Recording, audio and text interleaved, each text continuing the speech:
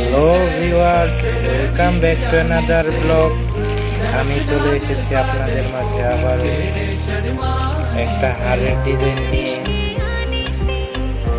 So দেখতেই পাচ্ছেন, হারটা হলো গিয়ে 22 ক্যারেট হলমার্কের 916 মার্কিং করা আছে।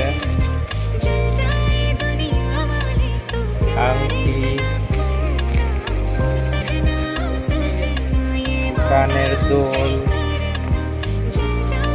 কানের দুল হারের সাথে ম্যাচিং করে আংটি, কানের দুল, একটা নোজ পিনও আছে।